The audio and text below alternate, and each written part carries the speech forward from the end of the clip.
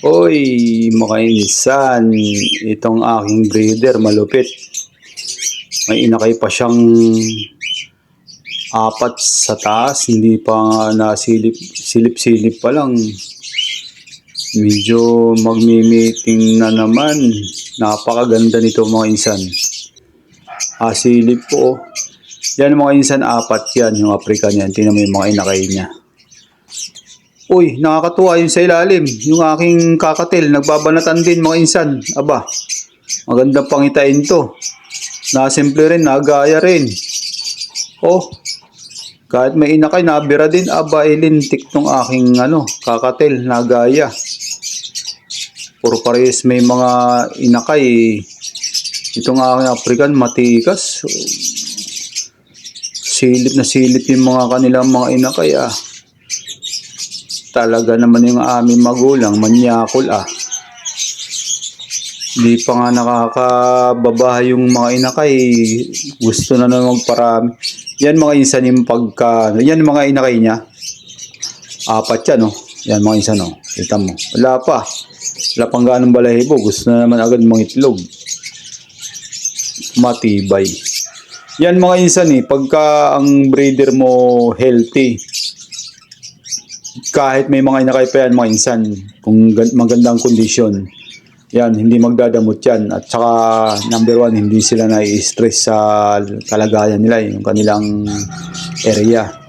Walang tao na padandaan, tas walang aso na pataul-taul, tahimik lang sila.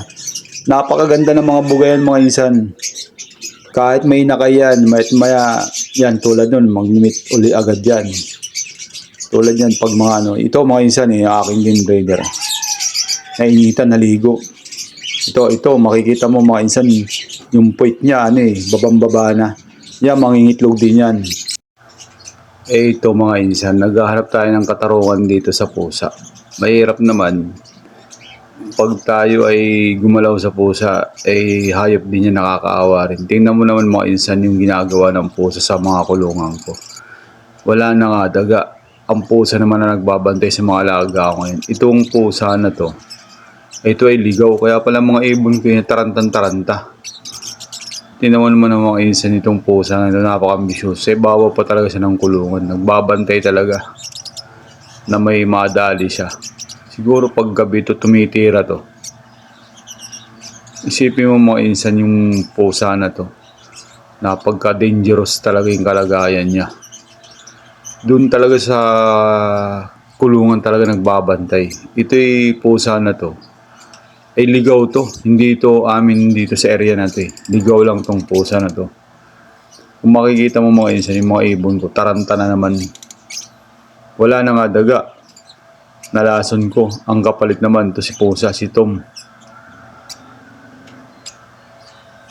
Makikita mo yan mga insan yung pusa na yan. Ayan talagang yung kulungan ko talaga yan dyan talaga kasi gagawin ko ng flight kids yan. Talagang dyan siya nakabantay. Walang inaabangan yung harapan ng mga ibunan ko.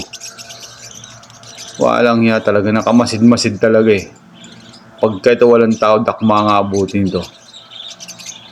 Ligaw tong pusa na to kasi hindi to nakikita ko dito Ngayon lang to siguro na natutuwa lang sa mga ibon. Iba-ibang kulay. Yari ito ngayon. Paano niya didiscard yan madakma? Makikita mo dun sa tawid mga insan. Ayun na yun.